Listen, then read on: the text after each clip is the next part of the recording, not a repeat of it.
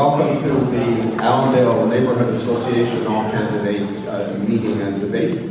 My name is Bill Scott. For my sins, I am your moderator tonight. I'm going to first take a moment and say that we are exceptionally fortunate to have the help of Unity Christian High School. They give us this space free for us to meet in.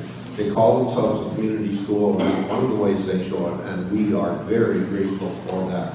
So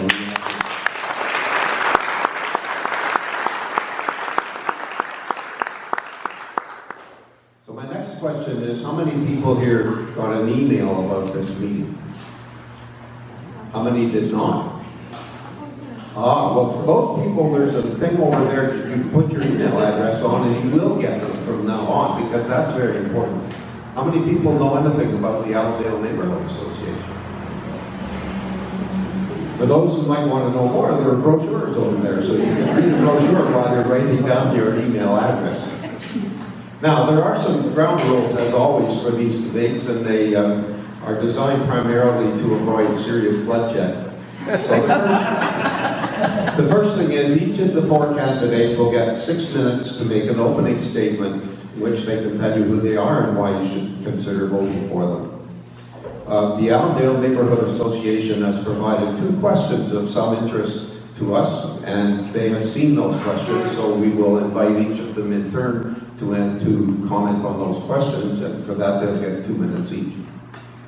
Then we'll open the floor to questions. And there's only one thing about that I'd like to point out. If you want to stand and pose a question, it has to be a question and not a sermon.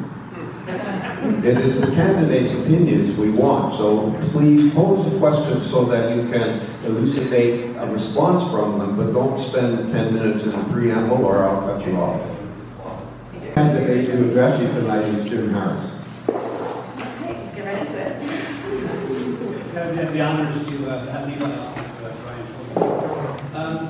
I'd like to begin by thanking the Allandale Neighbourhood Association for organizing the event, and also the University School for hosting us. And some of you may know that 12 years ago, the school board decided to close this school, claiming it was not worth the cost of keeping it going. Thank you, Unity, for proving them wrong and preserving this most important part of Allandale's heritage, both natural and cultural. So before we get, I have to make sure I thank my wife, Michelle, and my friends, Sam, for being here. Thank you. I also have to recognize my fellow candidates, Shelly, Brian, and Brad, for having the courage to put the name on a ballot and being a good service board agent. And finally, most importantly, I'd like to thank each of you for coming out tonight. Thank you for your interest in both our ward and this city. So who am I? I'm very proud to claim that I was born and raised in Barrie. My wife, Michelle, chose to raise our family in Ward 8. My parents are Bart and Wayne Harris. They have deep ties to this community, operating a small business on 5th Street for 40-plus years. My mother grew up on Allandale Avenue.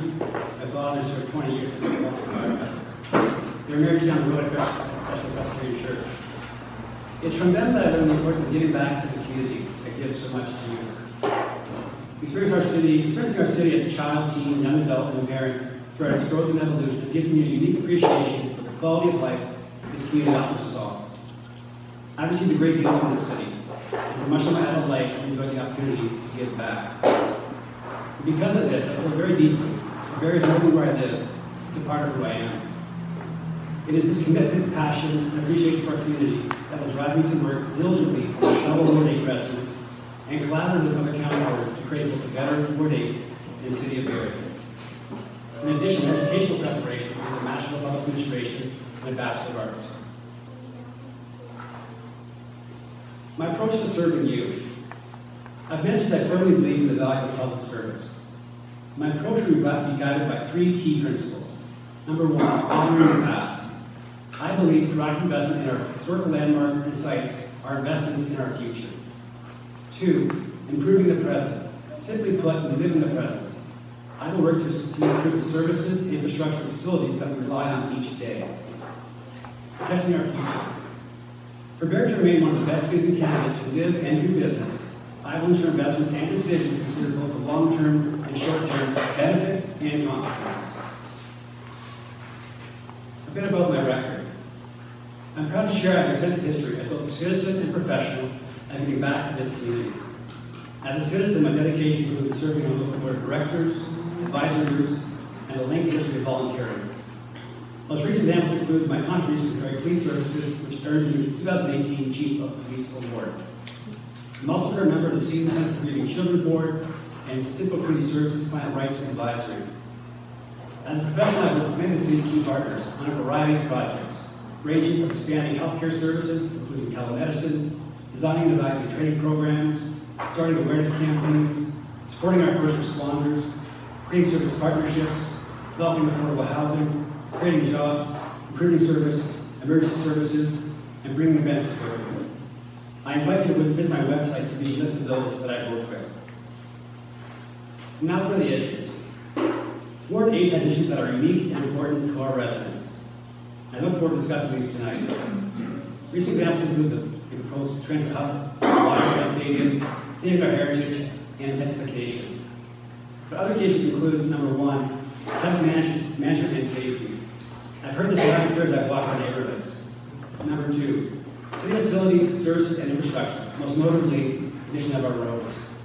Number three, fair taxation and value for our tax dollar.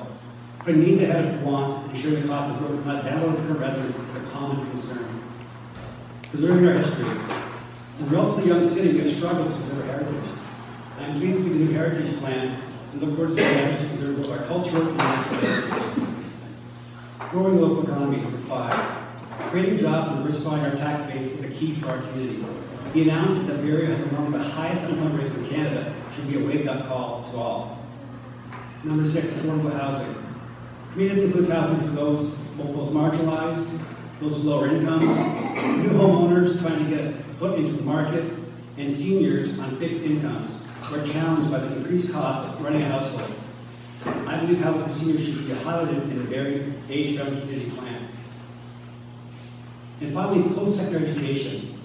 I believe it is vital that we ensure Barrie has a plan in place for the next future call for a standalone university campus.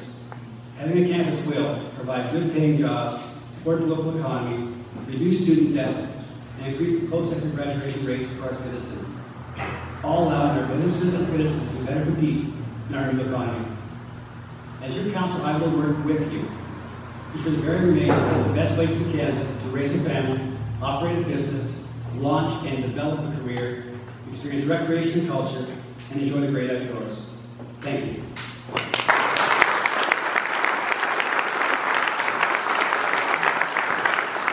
Thank you, Jim. I don't think I can follow that up, to tell you the truth. I think what you're going to hear tonight, I'm Brian Miller. I think what you're going to hear is a lot of repetitive issues that are facing us here in Ward 8. A little bit about myself. My wife and I moved to Barrie in 1988. I grew up in Waterloo, where I was raised, which was the small town that I knew, and then I moved to Toronto, and my wife, who's in the town, I'd like to thank Shelly for being here as well.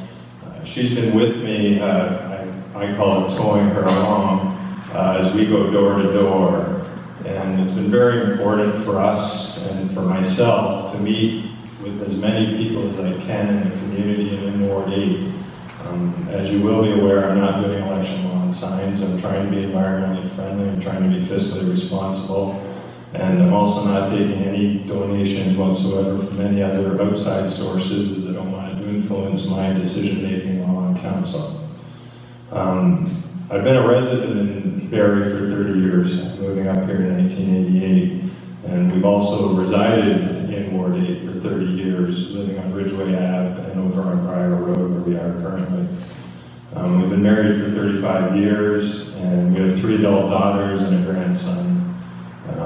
I'm a retired police officer. I was a staff sergeant with Sept Police, and I feel that will give me the excellent background of probably one of the city's largest budgetary items.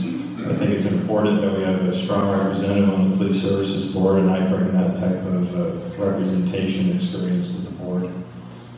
A bit about my history as a staff sergeant. I have 31 years of exemplary service in policing, receiving the 20 and 30-year medal in policing. I'm also a recipient of the Queen's Jubilee Medal back in 2002. That was for volunteering. and also for my work as an association president of our association for 16 years. I was also the director of the Police Association of Ontario for 7 years. That allowed me considerable opportunity to interact with all levels of government, whether it be through bargaining, human rights issues, public safety issues, policing issues. So I found it very interesting, and a lot of people ask me at the door, why am I running? I look at it and I want to look from the inside out, not the outside in. There's a lot of decisions that are made at council that unfortunately the citizens don't hear about. And I think it's important that we communicate with you. I think there's a lack of communication coming out. We only have one newspaper left. We do have some online papers, which is wonderful. But in talking to a lot of the seniors in our resident in our ward and in the community, they feel out of touch with what's actually going on in our community. I think it's important to share that. I also, back when I was working, I had 10 years of volunteering on the Georgian College advisory committees for the applied degree in policing, as well as the Justice Public Safety Institute.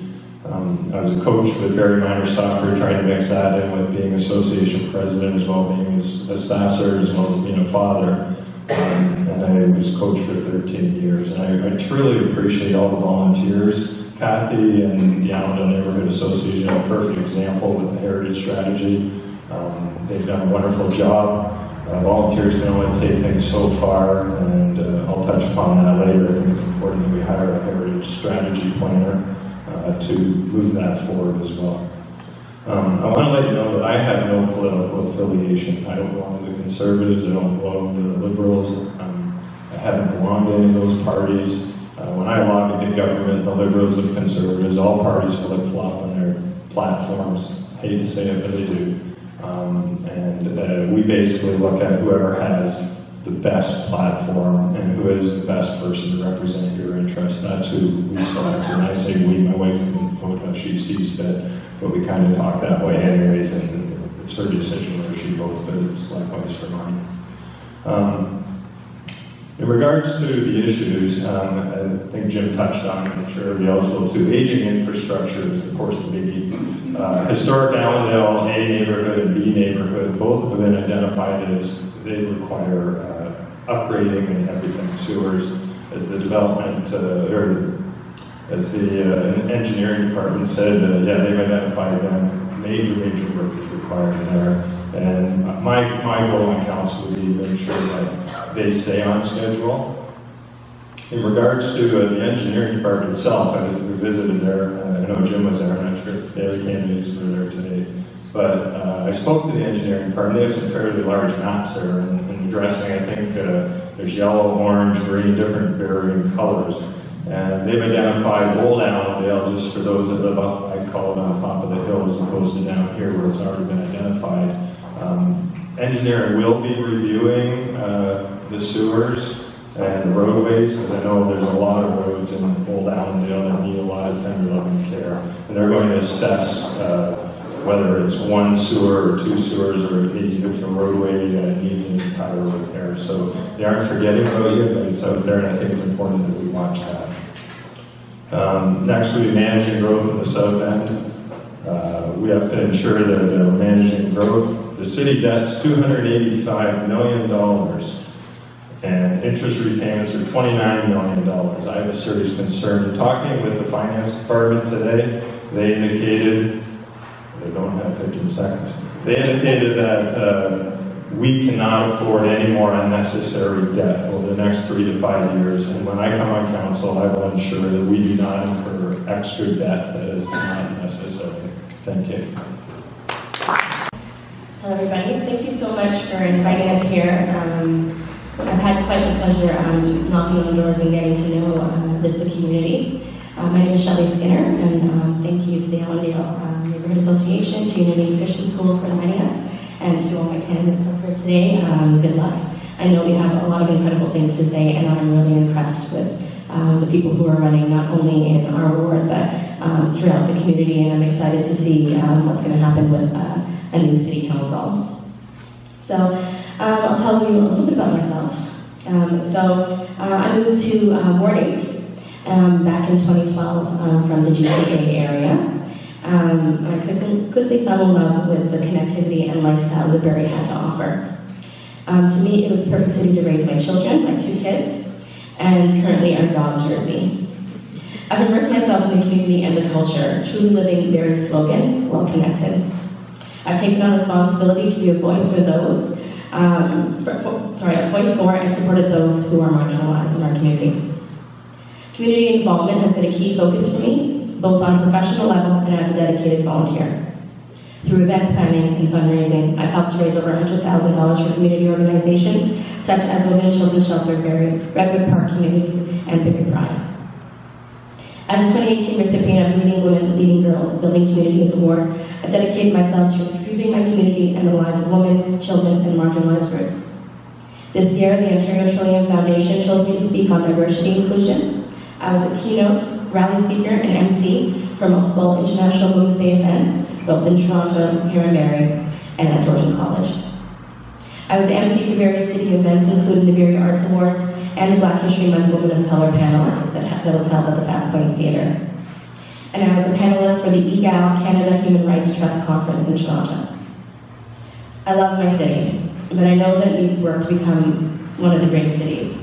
And I'm talking to you a little bit about my experience with my professional experience and my lived experiences. When I lived in 1988, I moved to Brampton, Ontario. And at that time, the community had 230,000 people. If you know anything about Brampton now, there's close to 600,000 people that live in that city. I lived across from a barn. There was a rooster that woke me up in the morning. And this was on the border of Mississauga and Brampton. As a young kid who went to elementary school and high school, I saw my community grow and grow and grow. And there were two things that I noticed. One, Mississauga was doing it right, and 2, Brampton was doing it wrong. And what you see now is that Brampton is what we call a veteran community, and what Jeff Lehman has been trying really hard to try to fix in our community. Lots of housing, lots of problems with traffic, and not enough jobs, or high-paying, well-paying jobs for the community. Everybody there commutes to go to work. It has been proposed that in the next 5 to 10 years, we will gain another 100,000 people in our community. That will be up to the same level of what it was in Brampton when I lived in '88. What are we going to do? How are we going to sustain this community? How are we going to make sure that we are a community that we live, we work, and we play in? As I got older, I watched Hazel McCowan, who is, I don't know if you ever know, she was the mayor of Mississauga, and definitely a role model and an idol of mine.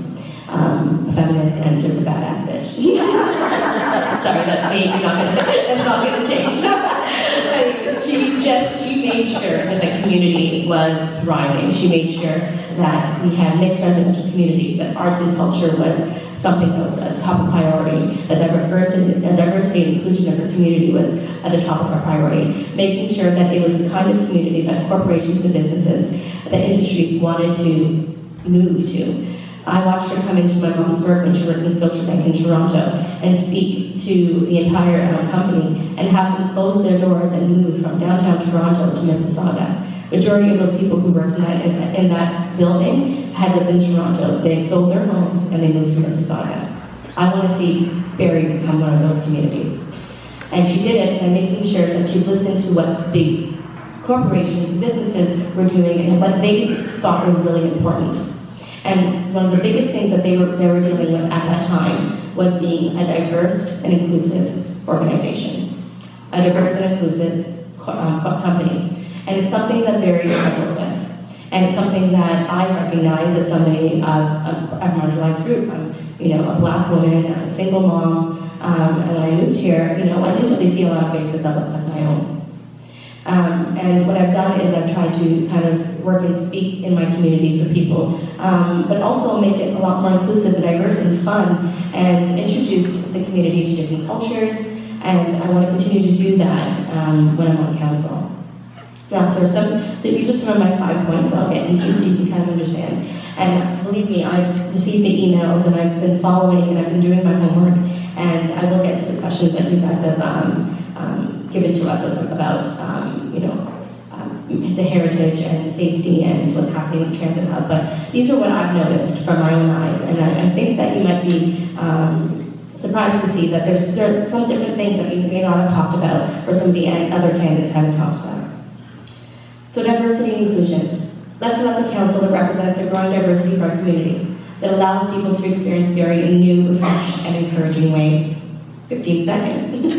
Affordable housing. Let's build a community where everyone can afford to live together without feeling separated as a group or singled out. Growth in arts and culture. Let's encourage more conversations, collaborations, and support to keep Barrie's diverse arts and cultures communities strong and thriving. Accessibility. Let's help everyone to be able to enjoy our beautiful city to the fullest, regardless of their means and abilities. And lastly, community togetherness. Let's embrace inclusive community values that connect us to people, bring us closer together, and encourage us to support each other.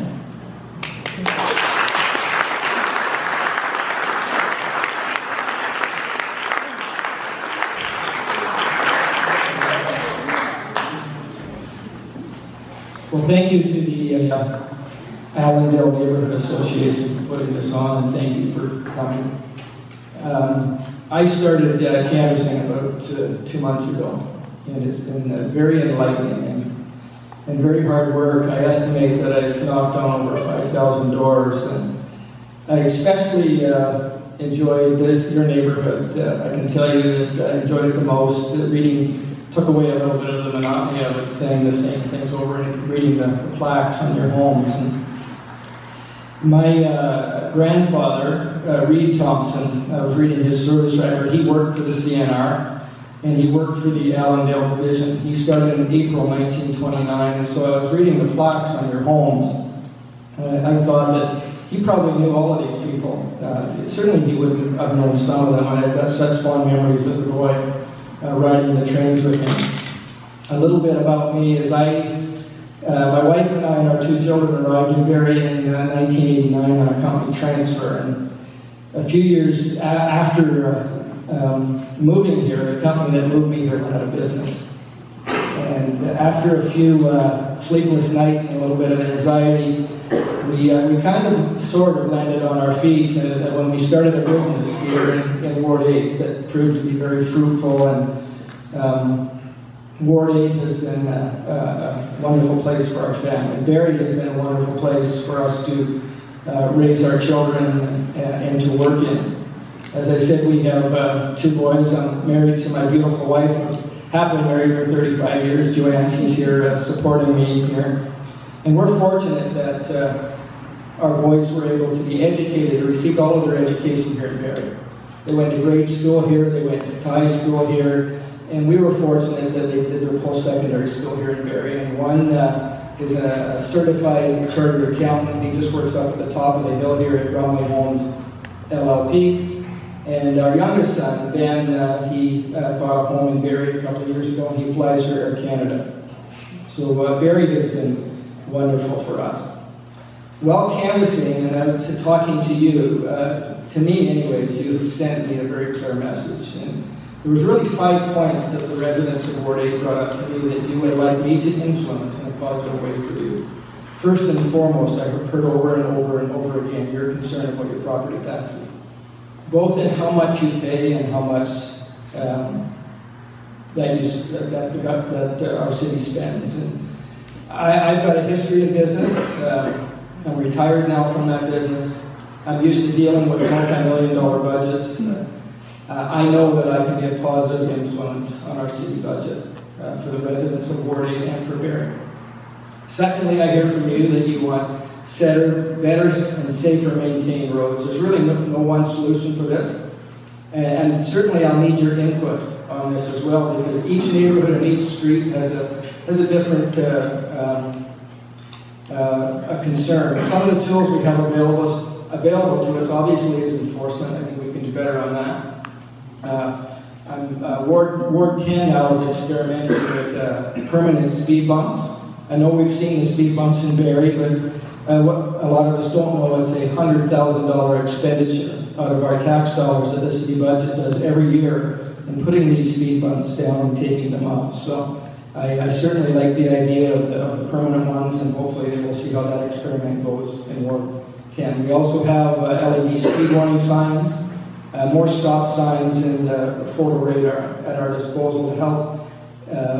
These are the tools we have that can help calm and make our streets safer. I've heard very clearly from you that you want a safer community. As a parent and grandparent, we have 4 grandchildren now. Our newest is about 9 days old. I'm really concerned with what's going on in downtown Barrie.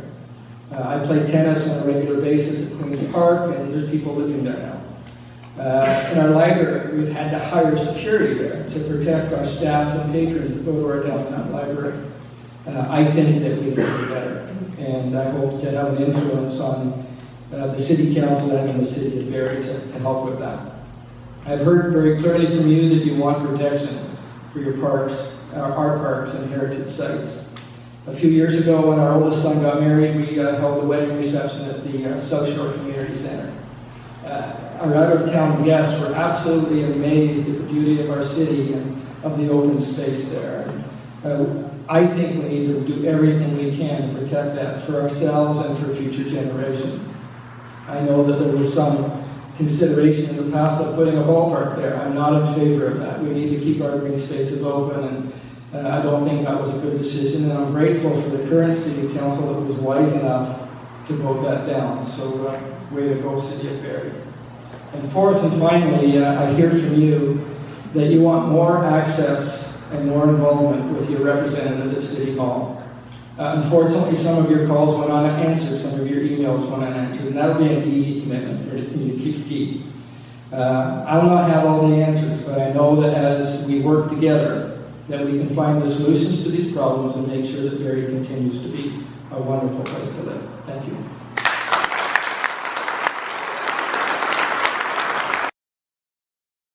Which we ask them to be prepared to address. So the first question is, safety in Allandale is a concern with many schools, churches, senior centers, and young families. Many residents are worried about speeding, large trucks on Burton Avenue, and criminal activity in the area. So the question is, how do you propose to advocate for Allandale safety as our councillor? And the first responder is Mr. Thompson. Thank you. A few weeks ago, on Little Avenue on Allandale campus, and I saw the skid marks. Many of you may have read in the paper that insane driver. He was driving 160 kilometers an hour, and he went airborne over the railroad crossing there and landed in the school playground. And I don't think there's anything that we're going to be able to do to. That guy was just stupid. All right, and he should lose the privilege of driving in our community. But what we can do, I think a simple solution for Burton here. I know the city's looking at photo radar, and that to me would be a good solution, just to remind people. I think we all need a reminder. I think some of us are part of it. I know I get distracted sometimes and don't pay attention, and those little reminders can really help you out. I think photo radar might be a solution to Burton. I think a solution for crime is that as I was out canvassing, I found that the prison bus or the prison van still, the penitentiary super jail, still drops off their inmates every day in downtown Barrie. I called the prison about 3 weeks ago and asked them, what the process was, and their comment to me was, some days we only drop off 3. I think we can do better. And speaking to a parole officer in your community, she was telling me that the drug dealers line up for these individuals, and the most vulnerable time for them was the first 24 hours. I think we can do better. And certainly, I don't think any of us want that problem moved to the Allandale train station. So that's something that I'm not in favor of, is moving the transit hub to our ward. Thank you.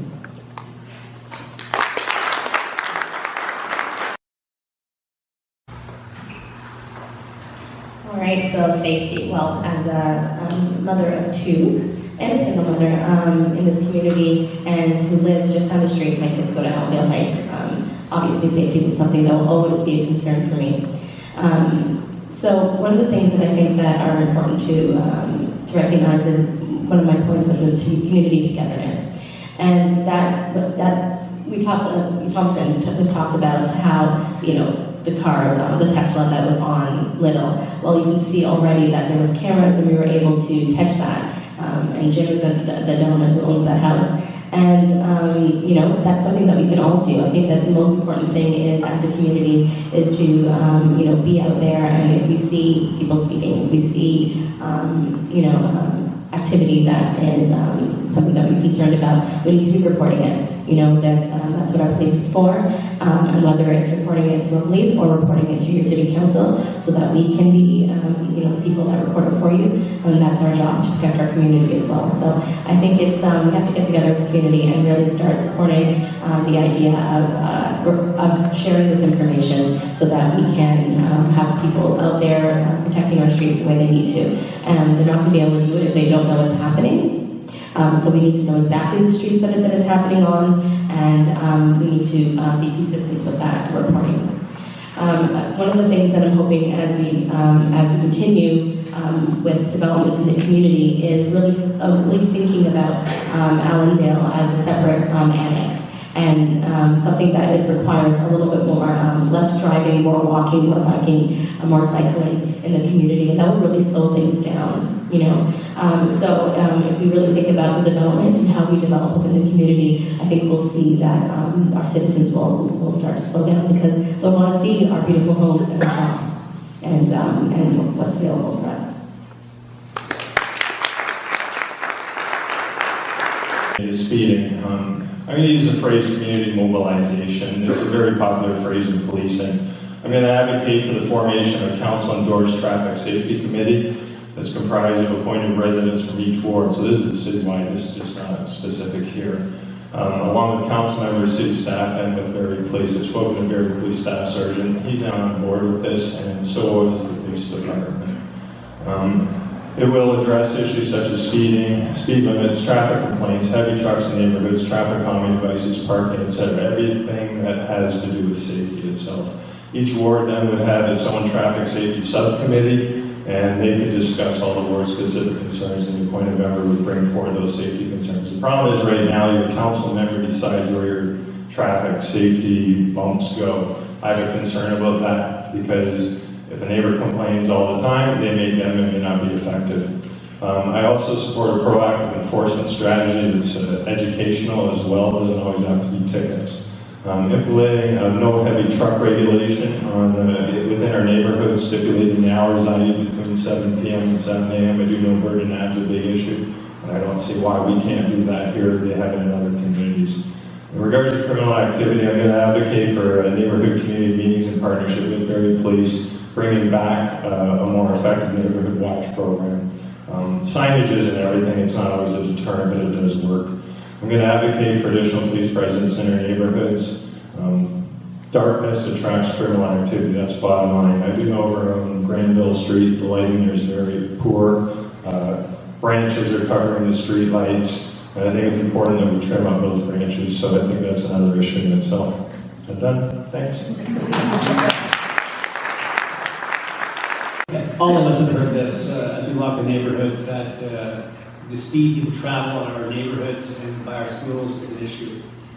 I think one thing that's most important is it's time for action. We know there's a problem. Our citizens have told us that. And I think one of the important things we can do is look at the evidence that's working in other communities. Barrie's not the only city that has problems with traffic and speed in neighborhoods and around schools. For example, Moose Jaw, Saskatchewan has piloted successfully speed enforcement cameras. They're very successful, they're cost effective, and they use the money gained with those cameras to put back into community safety type plans, so affording those speed bumps that might walk through your neighborhood. So it's a very intelligent way to do things. Look for best practices across Canada. I was also talking to Police Chief John Barr from London, Police Chief Police Services, and he told me about Barrie, British Columbia. And they're using painted children images on the roads. And what it does is it draws the attention of the driver to where they are, and makes them mindful to slow down. So they're very creative with using markings on the road to slow people down. I think it's time to take action. I think committees, although well-intended, and I've said on many in my lifetime, often fail to create action. So I think for me, it's about looking for best practices across Canada and implementing those in our community. As far as community safety, evidence again suggests crime prevention the best method is to engage communities in efforts to advance community safety and well-being. So it focuses on community safety and well-being. The effort brings together stakeholders from all the community partnerships, including human service providers, and collaborative efforts to address the root causes of crime and social disorder. I'd advocate that Allandale and the board take a similar approach, to have a community session to investigate the issues that are in this ward. To quote Chief Police Jennifer Evans, when we work together to prevent crime and victimization, we increase community safety and well-being, the result is a better quality for every citizen. Thank you. Good, well, that's the first question. You can be thinking now about those answers as you think about who you're going to choose. The second question is also one that was posed to the candidates a week ago. Much of the older part of Allandale and of other historic areas are covered by intensification protocol imposed on Barrie by the provincial government under Places to Grow. You can't blame this on Doug Ford either. This has been around for a while. As a councillor for Ward 8, how would you ensure that the historic neighbourhoods will not be obliterated under intensification? And the first response is Shelly. Thank you. So the first thing I would do is really take a look at Allandale as a annex. I think I mentioned that already. It needs to be a community in itself. Today when we were at the open candidates house at the City Hall, we were able to speak with Steve, who is involved in Invest Barrie, and we had a really great conversation about having an Allandale Business Association separate, that works separately from the Downtown Business Association, but is supported by the city. And I think that's an important thing to consider. We are in an area that is, zoned for urban planning. So we need to be really conscious that we're working with new, but still holding on to the history of our community. I find that Allandale reminds me a lot of like Streetsville or even Old Montreal, and two places that I've lived and frequented. And they have a great way of preserving that heritage and that culture, but making it so that it is, like I said, a walkable community, a livable community, and something that we can actually have a festival that gives heritage walks. We really need to invest in a planner, a heritage planner, and I'm all for that. And I hope that we can do that within the first year or so of being on council. And we need to really consider densification in our community and how we can do that so we can have certain zones that are left to be rich and full of our heritage, and other areas that are deemed areas that we can actually work and build, but be conscious of how we and responsible on how we grow that community. But I think the biggest thing is to really see Allandale as a community and an annex on its own, and to work Allandale separately from the ward itself, and to work with a plan and a planning committee to do that. And I think that really starting to invest in Allandale separately with the Allandale Business Association and try to build that, and then start working on community building and festivals and culture building in our community. Thank you.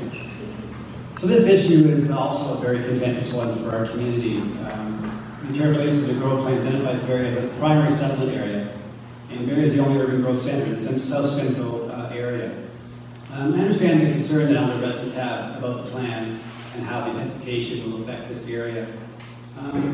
But I think we also, before we get into the cons, have to recognize the opportunity in this plan. Some of the opportunities include improving housing, particularly those for seniors, improving access to transportation, also moving pedestrians, making pedestrian communities more friendly, promoting commercial growth in our neighborhood. Some of us remember when Allandale had a wonderful downtown, and the IGA was there, hotel, bank, and services, and some retail. We've lost our identity in this area. What is the identity of the downtown area here now in Allandale? This might be a way to revitalize this. Well, I really, really appreciate the concern with the loss of heritage, and I am a proponent. I've been throughout my life, but I regret not being more active when Don Freedom was torn down, or watching our city hall be turned into an arch. Those are sad pieces of our history that we've let those two iconic buildings go. So I think what has to happen is a good consultation. We recognize that this urban development plan is upon us, but how can we access the community and the information and abilities here to to ensure that we are able to make this new vision of Allandale, respective of the old Allandale, and a new, vibrant, exciting Allandale. I think we'd like that. So in closing, I'd also support the cultural heritage strategy that we have adopted through the 4 pillars: knowing, protecting, managing, and communicating. Mayor Lane recently said she would support a heritage plan in the city next year or two. I would support this effort as well. Thank you.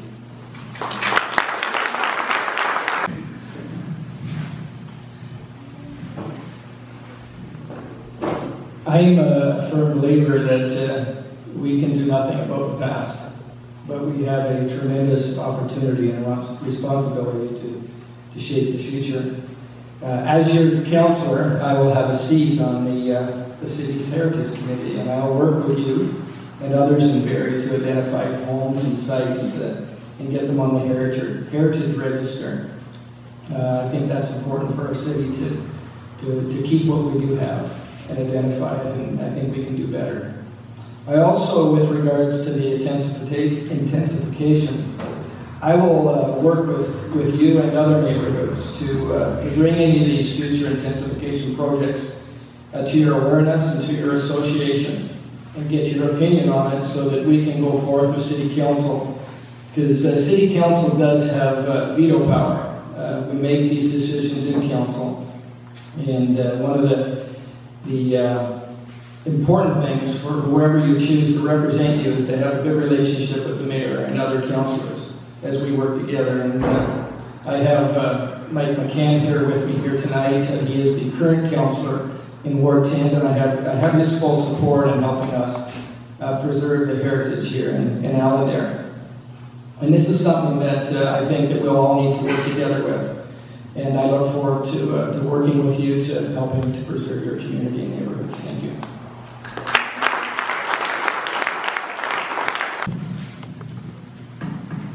Thank you. I'm going to start with intensification, the word itself. My view is bigger isn't always better. And I prefer to see quality versus quantity. For some reason, we want to keep growing and growing, and this whole word intensification, I understand as Jim mentioned, the golden horseshoe plan has said, we shall do this. I first want to hear from the provincial government to say, that was a different government that implemented that plan, and where does it leave us? And I truly understand that development charges help bring down our costs as well. But that's a big concern. I'm concerned about the zoning changes, and a good example are the developments that negatively affect existing neighborhoods, such as McDonald Block downtown, the 20-story building. And I know that planning is planning. I spoke to them today. Just because it comes to a public meeting doesn't mean that's what you're going to get. And I think it's important for anybody here to pass on the word. If a public meeting is posted, you have to go so council can hear what you have to say. They have to listen, and planning, they just put forward the proposal. It's up to you as the citizens to say your 2 cents worth. And if you don't do it, unfortunately, you're going to be left with whatever council has to say. I support the heritage strategy recently passed at council. I think we have to move it forward, and it's important to hire a planner for that. I support directing additional funds in that aspect. Just because a home is old doesn't necessarily deem it to be historic. I think we have to remember that there are some derelict buildings out there, and just because it's 100 years old doesn't mean it can't go down. Some promising good development goes in and blends with the architectural design of what you currently have in the neighborhood. Community improvement plans, I think, are wonderful, and I support those type of incentives to enhance our heritage homes. Support additional incentives to make it more attractive towards the restoration of historic homes, or even to convert them into professional offices, as we've already seen in some of our communities. I think it's important we do that. And just to remember, the Essex-Bradford corridor is a gateway to our waterfront downtown, and it's important for us to recognize that. Good. So now you've heard the responses to the new questions that were posed by the Allandale Neighbourhood Association. So now it's up to you. We have questions from the floor. Who would like to start?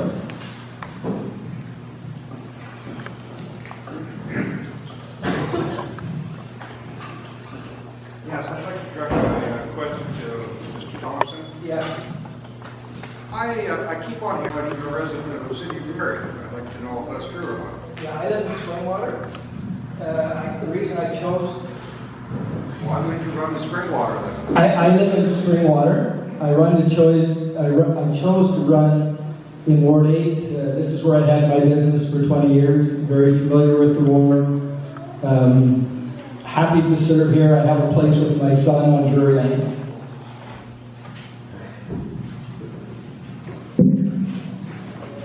Other questions?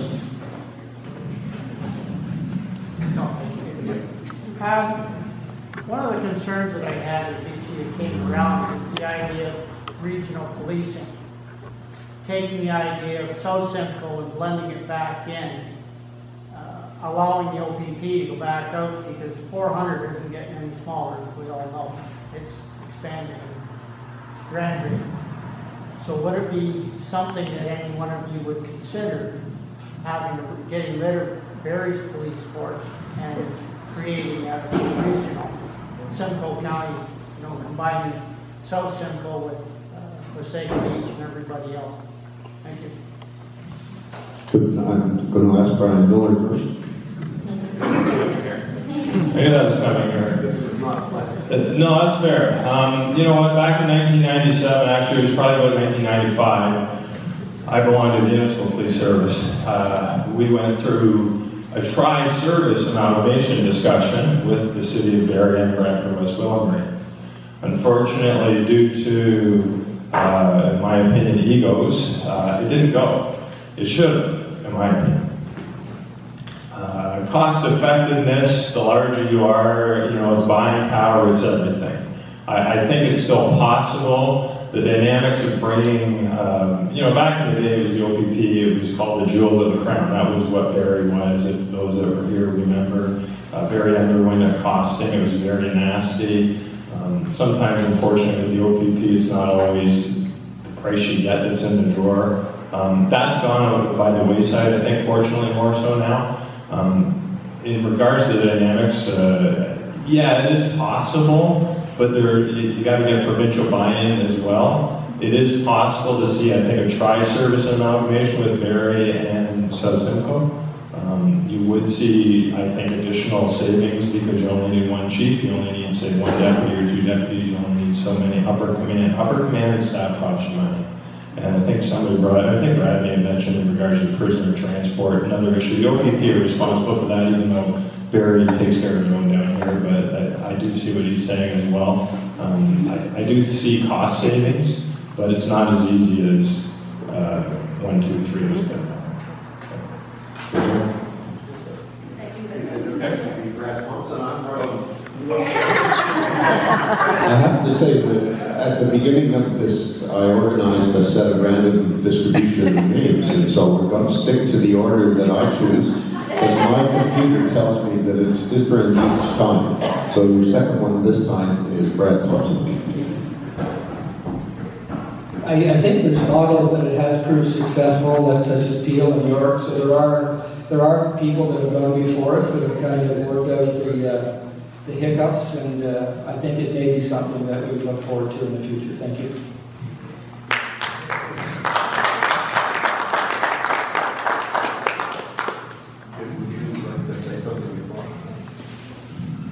Yeah, thank you for your question. I'd like to draw you to a research document. It's called The Blue Line or the Bottom Line, Arresting the Runaway Cost of Policing in Canada.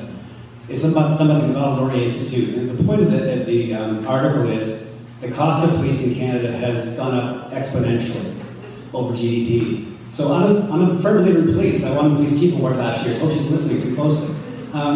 But what we have to do is recognize there's best practice. And it's not all done in the Bay Area. And I think your point about combining services is exactly right. It will save money. It's proven. In 1995, the OPP tried to take over the Barrie Police Services and it was voted out, lost by one vote. The OPP taking over communities hasn't proven to be successful because when their contract is built, they get an automatic bump up to be a top paid force. So if they negotiate for things like better benefits and stuff, they can catch up on the salary because of the way their contract is developed. So I think combining our services with South Simcoe makes perfect sense, and I have to be for that. Thank you.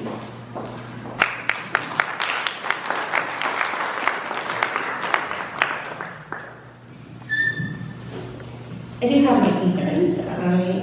And Barrie is very, very unique to the county in general. And I'm unsure if that is really the best move, especially if we're thinking about overall safety of our community. I think that at this point, it's best to keep the service the way it is, and to, we are growing, Barrie is a growing community, and it's something that we can consider as the rest of the county grows in the future, but I think at this point, especially for the next 5 years, I would say, or 5 to 10 years, we should really be thinking about keeping our service here and making sure it's the best service, because it does have a lot of work to do at the Barrie Police Service to make sure it's up to par to what we need for our community. And I'm concerned how we're going to do that if we change it and not limit it to a self-local service.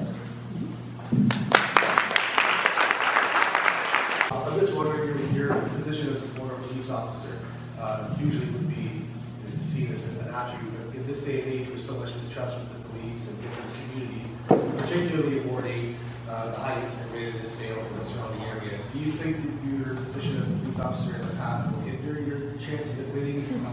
Why or why not? Sorry, I missed the first little part that you said. With your stance as a police officer, having been a police officer, in this day and age with so much mistrust with police in different communities, do you think that will hinder your chance at winning the election? And why or why not? Well, I would hope that they take me for who I am, not say that I'm the first one to admit it. It's like any business. You have bad apples everywhere. That's the bottom line. I was a staff sergeant and I was also the association president. So I saw it from both ends, whether it be as a manager, trying to supervise, trying to discipline people, but also then representing the interests of those bad apples. Yeah, could it affect me as being a police officer and running for council? I suppose it could. I would hope it doesn't. I think a lot of in the community still respect police officers, and I think the community has to appreciate the fact that, yeah, with police oversight the way it is today, my daughter's a police officer with the OPP, so I support the OPP full-heartedly. My other daughter, she's also a 911 operator with Subsimple Police, and I had no idea she'd applied, just so you know, I didn't have any influence on that. She told me afterwards, so I was very happy when she did apply down there. But in saying that, yeah, I would like to say no. I believe in integrity. I had 31 years exemplary service. And I find myself to be a very approachable individual. I know some of my friends say they never think I was a police officer because I'm too friendly. And there are people out there that I question themselves to, that are officers that have that stern look. And it's like, guys, know a little bit. And I appreciate you got to walk the walk to understand what goes on. And I fully support the guys. I do know that there's a council member down in Innisfil and the mayor as well, who they were subject to an integrity investigation. Personally, when you get down into their county muffins, I'm sorry, but I don't want to comment on that because I don't know and I haven't spoken to them, but I would hope that it doesn't and take me for who I am. Thanks.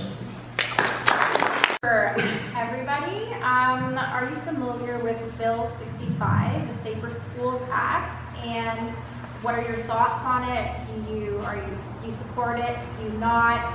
How would you vote in favor of or not?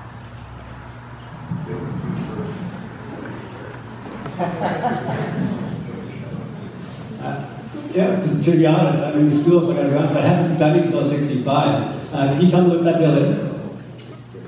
It's giving the community, like the city, taking away from the province the ability to change the speed limit in school zones, as well as implement traffic lights and red lights, cameras and stuff like that.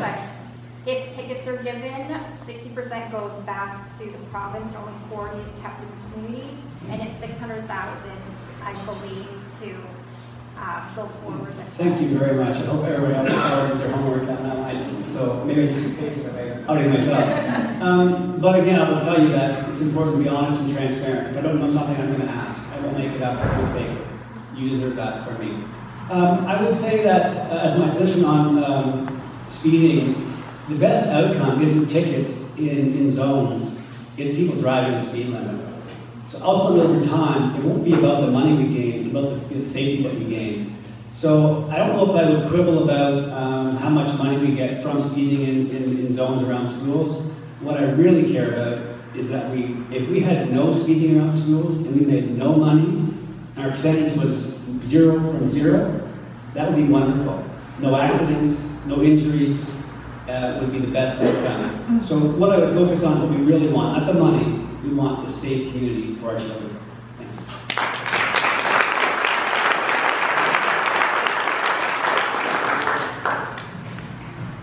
Thanks. I'm not 100% familiar yet. I'd be the first one to admit that as well. Yeah, no problem, Jim. I do a little bit about it because I know what that has to do, as far as I know, about basically photo radar, if you want to call it that.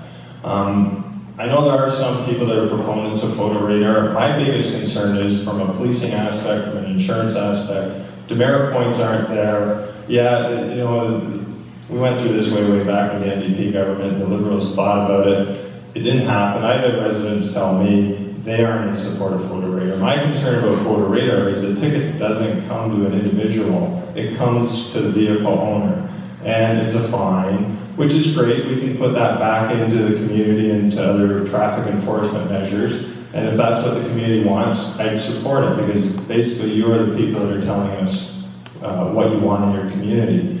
In regards to speed enforcement, when a fine comes 2 weeks later in the mail, well, the Tesla driver, he doesn't care. He's going to pay it, and he goes on with his life.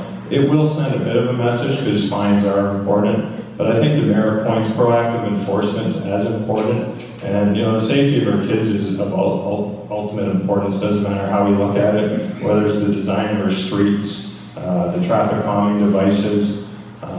You know, I know Jim mentioned out west or in Saskatchewan. My understanding is the provincial government's trying to get their hands on that money. I think you indicated 60%, 40%. The government out there is now trying to get all the money from the municipalities. They're trying to get 90% of it. So the local government is going to have their hands full on that. But whatever we can do to keep our kids safe near our school zones, it's important. And I think Jim mentioned it too. Lowering speed limits is an option. But we need enforcement. We need police presence there. And whether it be lighting, whatever, three-way stops. But people go through stop signs, but we need enforcement. Thanks.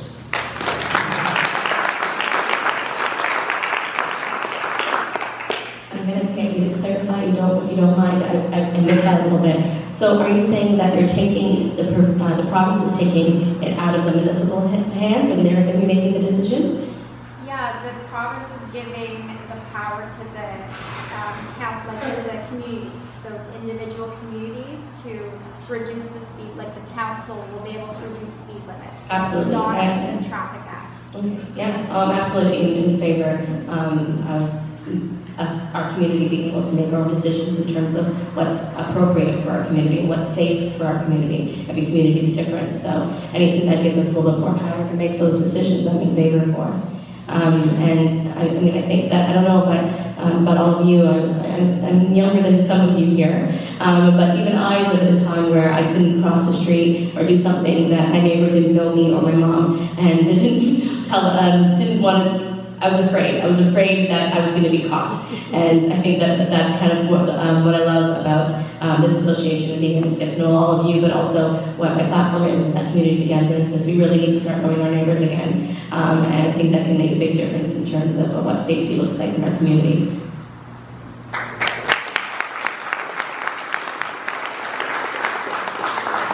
I'm not in. I didn't know about this bill, but as you've shared and educated with us, it's a common sense thing. I'd be in favor of it.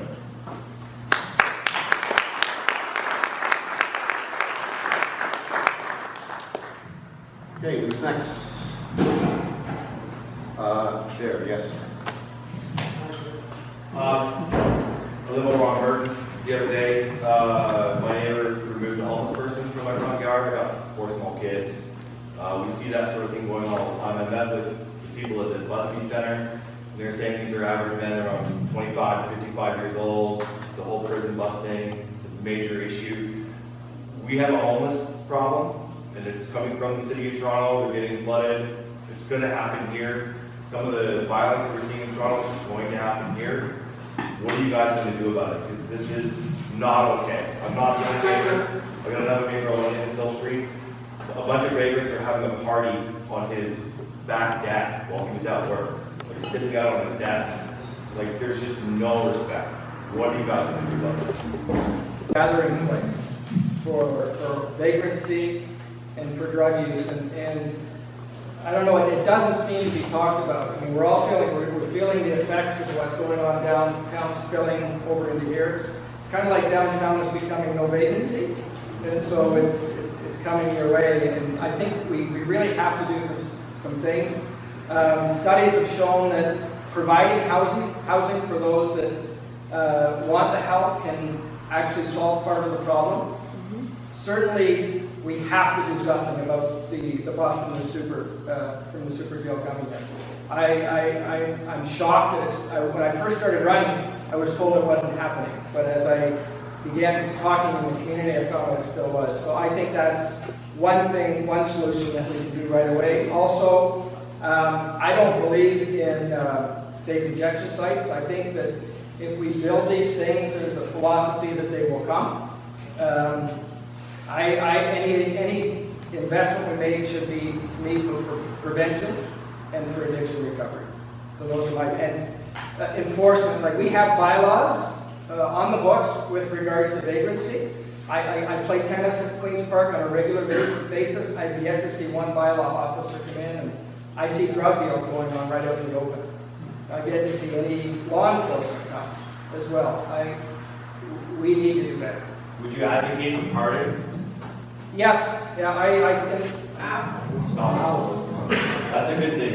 Yeah. That's a good thing. Yeah, Whether you like it or not. Yeah, it's proven in the past, and I think stopping the pardon is a mistake. The group, these aren't marginalized groups. These are grown men who are white, who are ages 25 to 55. I'm not saying anything nasty here. Those are the stats. Yeah. Card them. This is not good. What's happening in Toronto is it's not far good. too It's easy to coming manhandle here. the area as well. We've kind of made these strips on our roads where people can stand. I mean, it's a big business now, I think. I mean, this is tax-free money. This is cash.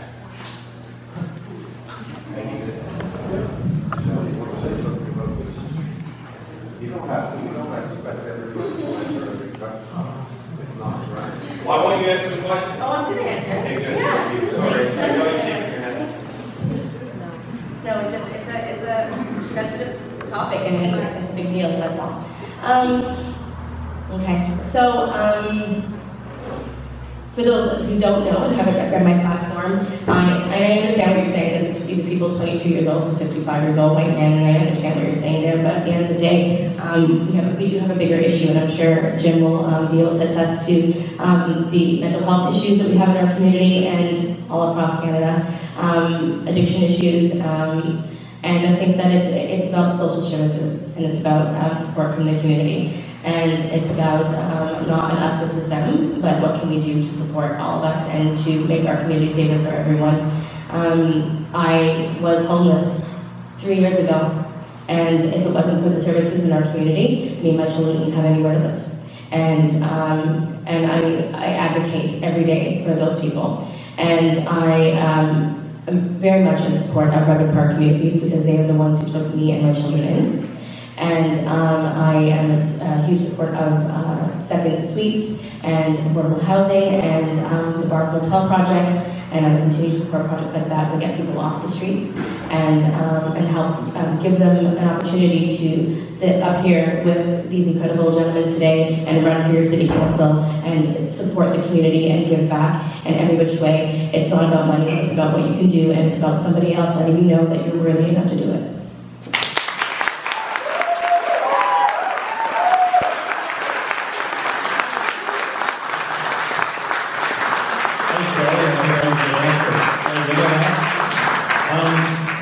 I made some notes here. I'll touch upon carding to begin with. From a policing standpoint, I agree with you. Toronto took away carding, and I don't think it's, it gets a bad rap because, with all due respect, is it a racist thing or is it criminal activity? When I worked in Toronto, it was called 172. You'd submit, you'd touch base with somebody at 3 in the morning, you'd put it in, and they'd keep track of it. And if somebody else, checked records at 3 in the morning, another day, they'd start saying, why are you out at 3 o'clock in the morning in a drug-known area? Or where there's criminal activity. It has nothing to do with the color of your skin. It has to do with you're in a criminal neighborhood, and that's what carding is good for. Unfortunately, whether it be abusive behavior by the police, that did, I think, negatively affect it. But I do support carding in that aspect for that very reason. I think it does prevent people from loitering in areas they shouldn't be, i.e. criminal areas, drug areas, where there's a high crime rate. In regards to the homeless issue, I'm going to be going to Redwood Park. They have a couple, I think it is, seminars in the next couple of weeks, and I'm going just to learn a little bit more. They've done, as Shelly mentioned, the Barrie Motel down the street. I think it's important that we put a roof over people's head first. It's all well and good to say, it's all well and good to say we're going to have aggressive enforcement, but the people have mental health issues, they've got drug issues. Just because you're homeless doesn't mean you're a terrible person. Just saying. Safe injection sites, overdose prevention. If it saves a life, I think they're important. I'll be the first one. We lobbied against it in BC because BC still has issues. I don't think you can tolerate drug use outside of them, but it does make the community safer. Hopefully also, on a side note, cannabis may assist in the opioid crisis that's going on. It's what it is, it's legal, it's coming, it's going to be legal, and hopefully it'll minimize the opioid crisis in the community too. You're dreaming.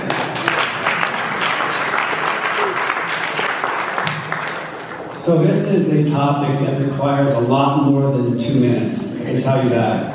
Homelessness itself is called a wicked issue in the administrative terminology because it is so complex. One of the best ways to approach this issue, to think about it before we get emotional, is to start using facts and best evidence. The Insight overdose prevention sites in Vancouver, since its inception, has saved over $264 million in services. Because when people don't have the Insight, they use police services, emergency services, other health services, and ER professionals, and it costs a lot more money for our society. So if you're concerned with the bottom line, these save money. Evidence also suggests community safety and well-being in Ontario. This is a document from Ontario Chiefs of Police. So the Chiefs of Police support community efforts to concern themselves with well-being of their citizens and to address the root causes of crime and social disorder. Because if you think, go back to your grade 3 classroom with all your friends, some of those kids may have ended up homeless, addicted to opioids, or worse. That wasn't what they aspired for themselves when they were a young person. None of the kids in our schools aspire to that either, but some will end up there. As far as police and custody, the provincial government has invested a lot of money in police custody services. So our local services have support that go into the jail prior to discharge to help launch people to the community. The concern with the bus station here, I get it completely. And what I never argue about it because that's how they feel. But what I would say, if it comes here, the reality is the vote right now, Mr. McCanter, he's going to vote for the bus terminal, being Allandale, Mr. Thompson's friend. So the challenge isn't, what will I do? How do I get 5 other councils to vote against it? But what I say to people is, if it comes, the reality is Buzzard Street Center's downtown, Out of Cole's downtown, Youth Haven's downtown, Red Park Homes is downtown, the new place over here I'm prepping soon, Eat Fry's downtown, Youth Haven, Transport Sport Programs downtown, Ontario Works, all the services that those people will need are downtown, so don't orientate to downtown. But again, we have to use evidence to make our decisions, not emotion. Thank you very much. Most of you talked quite passionately just now about social solutions that are very long-term solutions to problems, and those things require funding. There are obviously infrastructure issues in Barrie that require funding, and there are projects in the city that the city would like to do that also require funding that really have a positive impact on the city as a whole, create a city where people want to live. My question to you is, it's very easy in the moment to talk passionately about infrastructure and social programs and great community building. But when it comes down to it, there's a pot of money to be allocated, so where do you put it?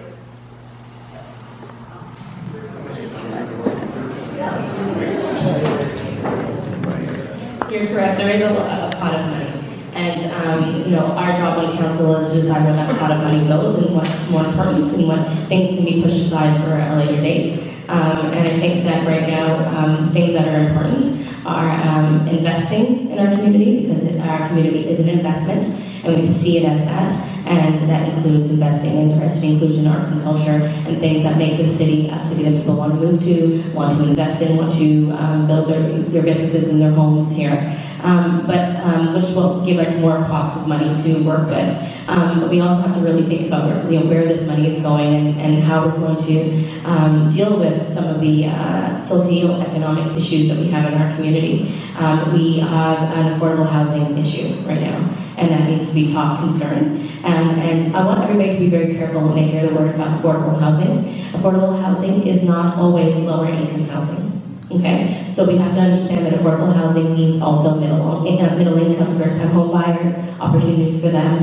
So when we are hearing that we had all these affordable housing units, implemented into our community, you have to be asking those questions. How many of those are accessible units for our aging population, those with disabilities, and how many of those were lower income housing? So that's an extremely important question, and I think that's something that we've been really excited. We've been seeing this chart grow and grow and grow, but we have to really understand exactly what's being allocated and where, and that's something that I want to make sure make clear when I'm on council.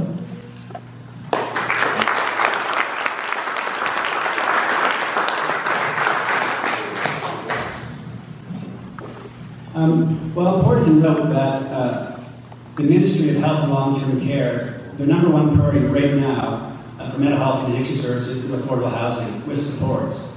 And one of the keys to affordable housing and being successful is supports. There's also efforts right now in the city of Toronto. I can't remember the numbers, but I was at a meeting there last week, and a large percentage of their about poor people, if they had services, would likely save their housing. So what we have to do, and what will likely be happening, is we'll be putting services in affordable housing buildings so people can stay housed. I was involved in an affordable housing bill, has to be over a decade ago. You'll remember Hyde Park Manor used to be a retirement home. It was a failing business and didn't run. We approached a developer, Mahogany Manager from Mississauga, and they turned that building into 21 affordable housing units with supports. So people in the building have supports to help them stay housed. That's often the difference between staying housed and not being housed. Also, all the city here had to do for us at that time was there was a 1.5 parking spaces per unit bylaw. All they had to do was waive the bylaw. The folks in that building didn't have licenses, let alone cars. It's a very easy accommodation for the city. It's also involved in Penetang Place, out on Penetang Blake Street. It's a seniors focused for the housing program, again with supports in the building as well. So there's money. There's always money. There's one taxpayer, I get it.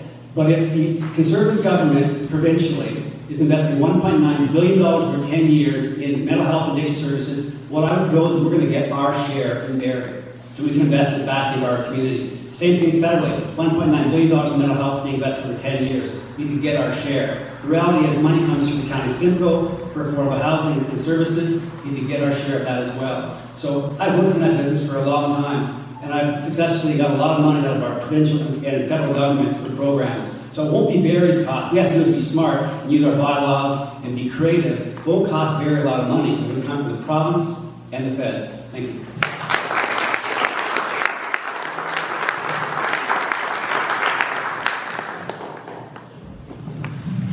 Politicians seem to talk sometimes as if there's an endless supply of money. And obviously there's some hard decisions that have to be made. One of the things I'll be able to do, I think anyways, that I'll be a benefit to you and to the city of Barrie is bringing a freshness and eyes on our city budget and our property taxes. For me, overwhelmingly, as I've been on canvassing, that's the number one concern. There's lots of concerns, but that's the number one concern for the residents of the city of Barrie, their property taxes and how they're spent. There is a limited amount to what we can pay. I talked to someone today that they're saying they're being forced out of their home because of their high property property taxes. That shouldn't happen. Yeah, what I will do for the city and for taxation and for these expenses, I know the difference between needs and wants. And again, there's some hard decisions to make. And that business look and that fresh set of eyes in our budget, I think, will be helpful.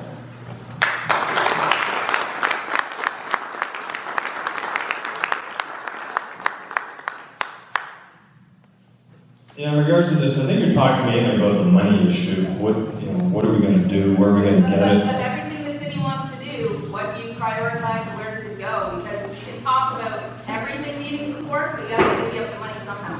Yeah, exactly. I think what has to happen is wasteful spending to begin with has to be identified. I think we have to. I've had an individual resident mention to me saying we should have an independent person review city, the city departments. There are departments in the city that probably could use an overhaul, with all due respect to the people working there. And I'm not saying layoffs, I'm saying maybe through attrition we can identify jobs that may be redundant. When's the last time we had an outside person come in and actually do a true review? We leave it up to the senior managers, and with all due respect to them, they get friendly with others, and I've seen it in the public sector where I've seen upper command positions that are redundant, yet we keep them on, and at some point through attrition, we should not be replacing those positions. In identifying where do you put it, it's a difficult decision. My concern is with the provincial government right now. We're going to see a lot of cuts, and it's going to have a domino effect on us. And there is money there. Where do we find it? Where do we put it? Yeah, it's a tough decision. I think it's important. We heard affordable housing. A lot of it's provincial that we've talked about. Policing. All the different departments. Service Barrie, they've done a great job, for example. I understand they have 12, 13 people. But as Service Barrie's taken all those calls, I suppose it freed up some space for other departments. Maybe not. So it's a difficult decision. I don't think we all have the answer up here, but I think during budget time, we have to seriously look at what is presented and take every department. I don't like what's presented in those budgets. I think they're too brief. They're very rounded up figures. I remember when I did the IDEM budget, my chief of police said, sorry, be more specific. And I think we have to be more specific with the departments. We're talking $330 million of the budget. So there's lots of money there to deal with. Well, in view of our usual target of closing shortly after 8:30, we're going to move to the closing statements. And first lucky speaker is Brian Miller. Okay, to go first, Dan. In closing, I think Jim touched on this at the beginning. I'm going to start with it's important for the residents of Ward 8 to consider the candidate who actually resides in Ward 8. I think it's very important, with all due respect to Brad, he's a nice guy. I think we need somebody who actually, whether it be the three on each side of me, live in the ward. Brad's a great guy, but we need somebody to represent our interests in the ward, because we're living it, we're seeing it, we're feeling it, and we're more in touch with what's going on. I'm going to listen to your concerns. I believe in two-way communication. I understand the importance of responding to all your correspondence. I understand some people didn't get the responses they wanted. I may not have the answer, but at least I'm going to acknowledge that and say, I'll look into it and get back to you. I think that's very important. If elected as Ward 8 Councillor, I will treat it as a full-time job, and I have the time available to do that, being retired. I'm no longer going to Florida. We've got a board down there, believe it or not. I won't be going. I feel this is a full-time job, whether it's going to the senior residents, coming here for the ANA, Allandale meetings, the pain. So if we got to remember, we're here talking about Allandale, but Ward 8's a big ward. It goes all the way down to McKay, 400 area. It goes over to Tomadale, the Gables, goes over to Painesburg. We have a big ward. We have the second largest ward in the city. And we have to recognize that. And for me, I had no problem committing and being at those. I've gone to the Mill Street long-term care. I haven't handed out flyers. I don't think it's appropriate. But I've gone for a couple of events. I think it's important. And I've been to Tomadale Village and going to Iowa, Serenity Place, all the different events down the community center. I think it's important whoever gets on attends these meetings, because that's where you guys are. We have to hear your concerns at the meetings and take them to council. To finish with, I just want to thank the Allandale Neighbourhood Association for hosting it tonight, Unity Christian School as well for allowing us to be here. And I'd like to wish good luck to all the candidates in the upcoming election, and congratulations for being up here. And just finish with thank you to everybody that's actually here. It's been a great turnout, and it's been amazing. And I'm sorry if we didn't have all the answers, but I know we've raised our education a lot more, and that's what this is all about, is raising our education. Every day is a new day for me, and it's education every time I knock on a door. And I totally appreciate both sides. I know I didn't touch on, is my time running out? Okay. All right, I'm done. Thank you.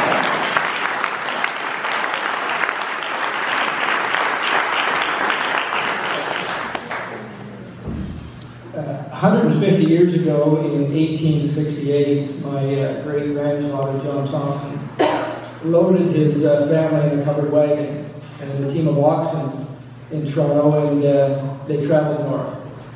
They came right by here on their way to Muskoka, where he homesteaded. The covered wagon and the oxen stopped in Gravenhurst because that was the end of the road. And our family history tells us that he carried his provisions, as well as his son Henry, on his shoulders the rest of the way, where they homesteaded on 100 acres just north of Bracebridge. Henry, his son, went on to be the reeve and served on the township council for 20 years.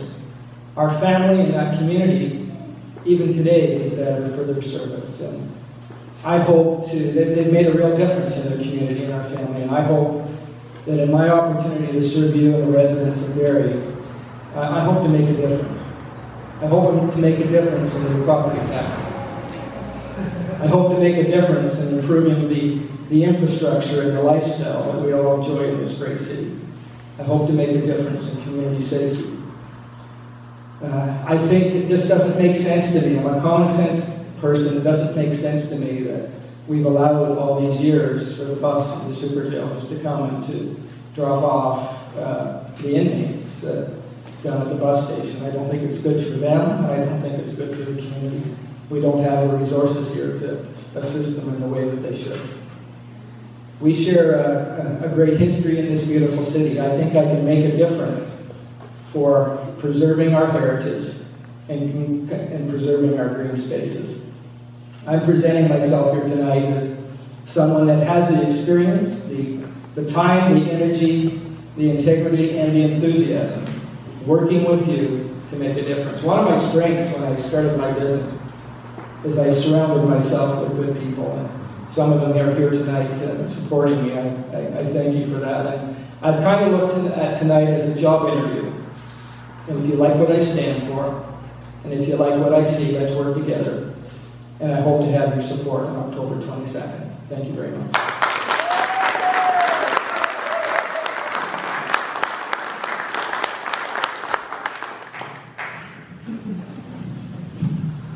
Thank you. I told my friends to stay home because I wanted all the undecided voters to come, not the decided voters to come. I really wondered what I would say to conclude my comments. I'm just getting comfortable, as you can probably tell. But, you know, I hear some things tonight that worry me. 1995 was the common sense revolution. And in that common sense revolution, a lot of vulnerable people were taken advantage of. Social services were cut, slashed dramatically, at a level that if we had cut our own salaries that much, we wouldn't pay our mortgages either. I hear a little bit of that blaming of our underprivileged, and that worries me. In fact, I think it's how we treat our most vulnerable that defines our society. So having said that, what's important? What's important to you? That's the most important thing to us as councillors. We represent you. It's one vote for Ward 8. It is your vote. So I'll finish with this. As your voice on council, I will commit to you. I will focus on issues that are important to the ward. I will listen to you. I will work hard to prepare for all meetings. I will ask the questions that are important for Ward 8. I'll respond promptly to all calls and contacts. That is just common courtesy. I'll make informed decisions by reviewing all available information. As I said here tonight, it's important to look at evidence, look at research. Emotion is wonderful, and it fuels us, and it fuels me. But we need to be critical with evidence and look at that to make our decisions. I will cooperate with and collaborate with other councillors and residents, city staff, and stakeholders. Developing partnerships and making collaborations are among my strengths. I will provide quarterly town halls and use technology to allow constant communication with constituents. And above all, I will be honest and transparent. I understand that whether I'm your friend, your neighbor, or your fellow warding resident, as your councillor, I'm accountable to you. On October 22nd, I hope you will cast your vote for me. Thank you very much.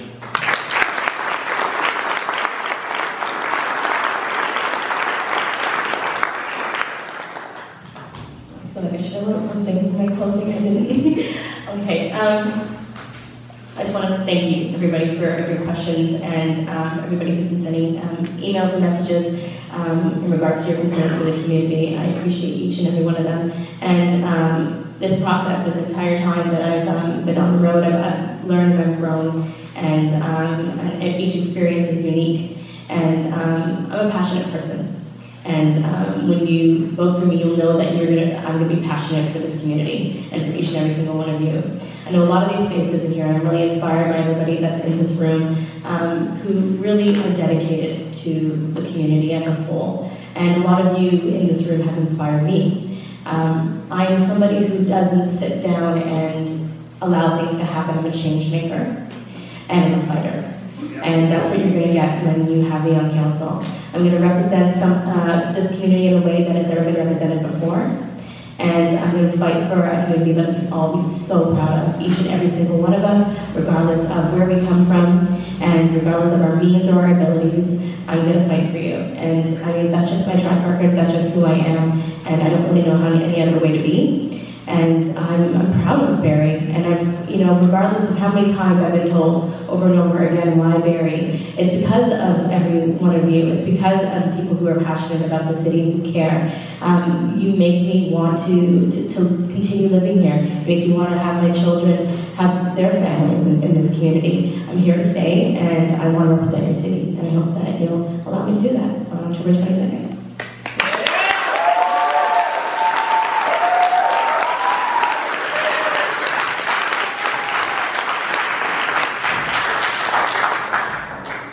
Well, on behalf of the Allandale Neighbourhood Association, I'd like to thank all four of the candidates for putting their necks in the noose for us tonight. I hope we've learned something, and I'm very grateful to all four of you. Thank you very, very much.